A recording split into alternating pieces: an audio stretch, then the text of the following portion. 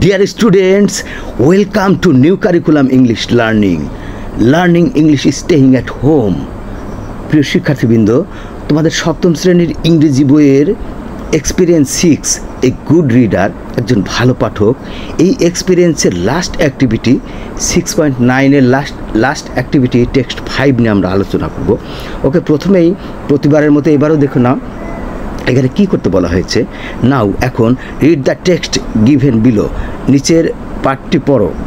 Then in a group of 6 to 8, তারপর 6 থেকে 8 জনের একটি দলে discuss the meaning of the text,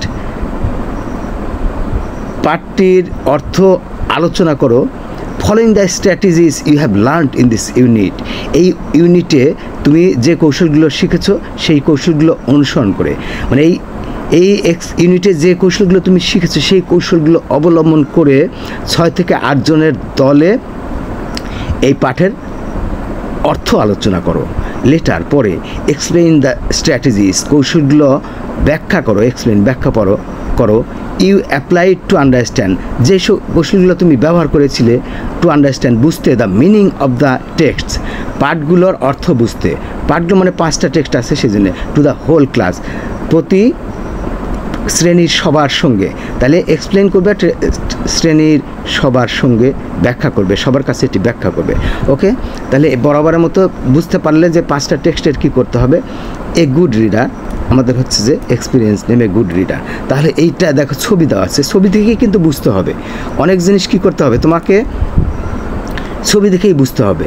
তোমাদের স্কিল এতটা বাড়াতে হবে, হ্যাঁ, স্কিল দক্ষতা বাড়াতে হবে। তাহলে এটা কি চিতাবাঘ, তাই না? এরপরে কি চিতা, এরপরে চিতার কি থাকে, এই যে হ্যাঁ এই যে ডট থাকে, হ্যাঁ ফুটকে আছে, দাগ আছে গায়ে। তারপরে লায়ন, লায়ন দেখতে পাচ্ছ, হ্যাঁ লায়ন। এরপরে হচ্ছে যে কি আছে, টেক্সট আছে নিশ্চয়ই, আমরা দেখি, চলো টেক্সট 5। চিতাজ অ্যান্ড লায়ন্স, প্লুরালে বলা আছে, চিতা এবং সিংহ, চিতাবাঘ এবং সিংহ। এরপরে লাস্টে আছে লিস্ট অফ ওয়ার্ডস, হ্যাঁ শব্দের তালিকা। আচ্ছা, তাহলে আমরা পড়ে নেই এই টেক্সট 5-এ কী লেখা আছে, অর্থ সহ পড়ে নেই, চলো। দ্য চিতা অ্যান্ড লায়ন্স, চিতা এবং লায়ন আর big cats that live in Africa. চিতা এবং লায়নকে বলা হচ্ছে বড় বিড়াল। কোথায় বাস করে এরা? যারা বাস করে আফ্রিকায় বাস করে। বোথ অ্যানিম্যালস আর প্রিডেটরস, প্রিডেটরস হচ্ছে কি শিকারী প্রাণী, হ্যাঁ, অন্যকে ধরে ধরে খায়।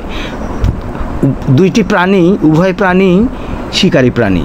দ্যাট মিন্স, তার অর্থ হলো যে, দ্যাট মিন্স দ্যাট, তার অর্থ হলো, এখানে দ্যাট মানে হলো, দ্যাট মিন্স দ্যাট, তার অর্থ হলো ইফ দে সি প্রি হচ্ছে শিকার, যদি তারা শিকার দেখে, they hunt the prey for food, সেগুলোকে হান্ট মানে শিকার করে, কিসের জন্যে?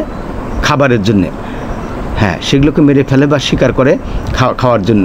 দি lion is not as fast as the cheetah, the lion is not as fast as the cheetah, মানে সিংহ যত দ্রুত দৌড়াতে পারে বা দ্রুতগামী, the lion is not as fast as cheetah, চিতার মতো এত দ্রুতগামী নয়, মানে চিতা যেমন দৌড়াতে পারে, দি লায়ন ইজ নট, মানে সিংহটা অত দ্রুত দৌড়াতে পারে না।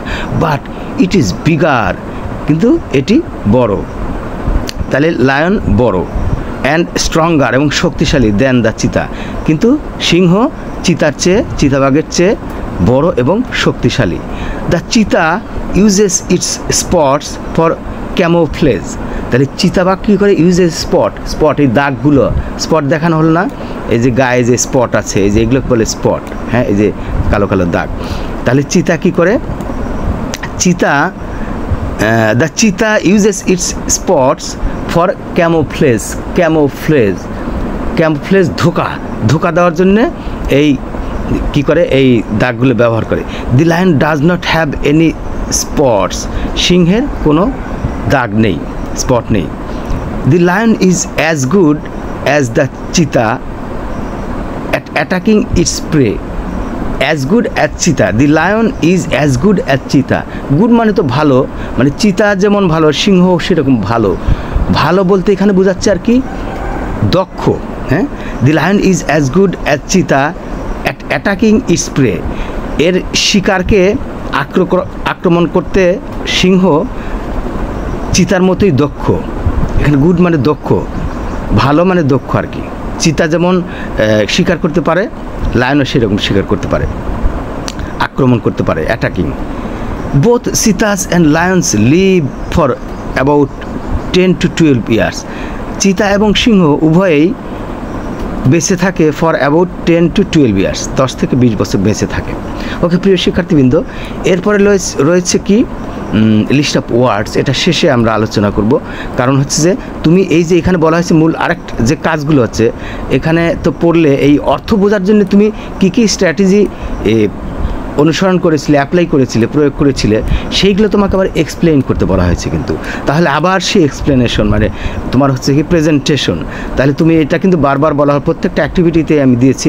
এখন কথা হলো যে শুনে শুনে হয়ে যাওয়ার কথা, এইটা তোমাকে যদি if you are asked to present your group, তোমাকে যদি তোমার দলকে উপস্থাপন করতে বলা হয় দলের পক্ষ থেকে, তাহলে তখন কি করতে হবে, এটা তোমাকে বলতে হবে।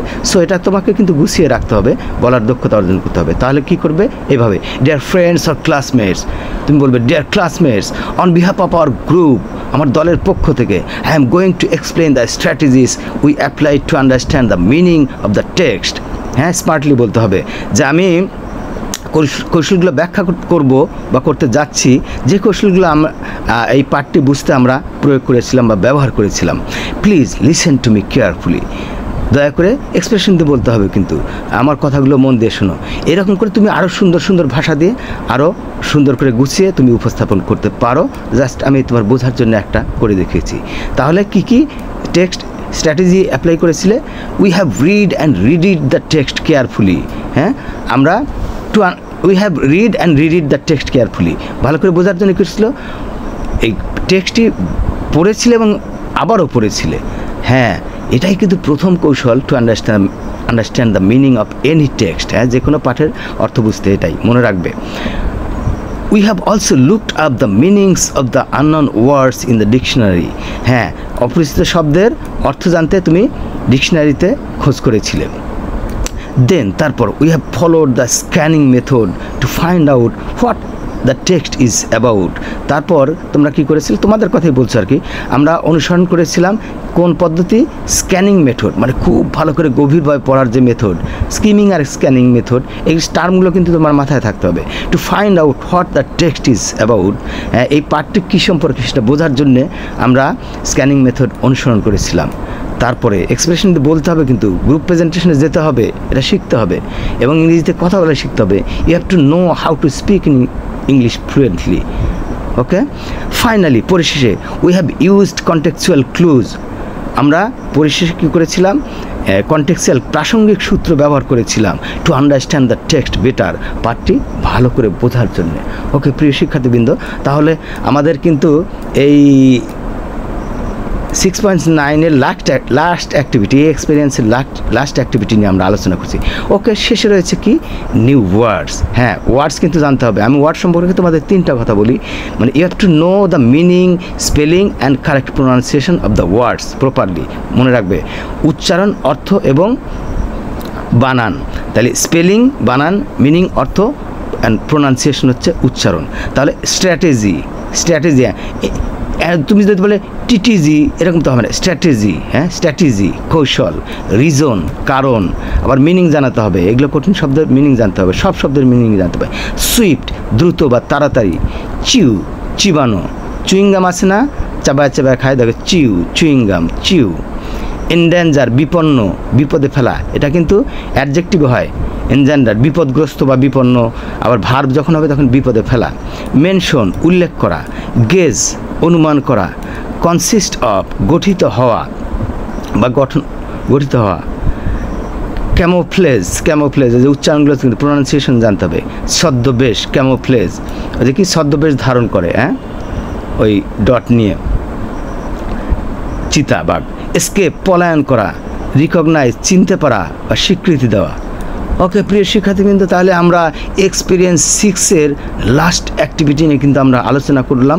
আমি বলছি যে খালি পড়ে শেষ করে গেলে কিন্তু হবে না, যতগুলো পড়া তুমি পড়ছো সেই পড়াগুলো কিন্তু একদম ভালো করে বুঝে জেনে তোমার দক্ষতার উন্নয়ন ঘটাতে হবে। তাহলে কি হবে, তুমি যে কোনো পড়া দেখবে যে সময় কম লাগবে, পড়তেও সময় কম লাগবে, বুঝতেও সময় কম লাগবে এবং মনেও থাকবে দীর্ঘদিন। হ্যাঁ, এবং নিজের থেকে যে কোনো বিষয় তুমি উপস্থাপন করতে পারবে, বলতে পারবে, বা প্রশ্ন উত্তর করতে বললেও প্রশ্ন উত্তর করতে পারবে, বা তোমাকে যেটাই করতে দেওয়া হবে সেটাই পারবে। ওকে প্রিয় শিক্ষার্থীবৃন্দ, তাহলে আজকের অ্যাক্টিভিটি নিয়ে আমরা আলোচনা এখানে শেষ করতে পারি। তোমরা সবাই ভালো থাকো এবং মন দিয়ে লেখাপড়া করো। পরবর্তী অ্যাক্টিভিটিতে আবারও কথা হবে। সে পর্যন্ত গুড বাই অ্যান্ড আল্লাহ হাফেজ।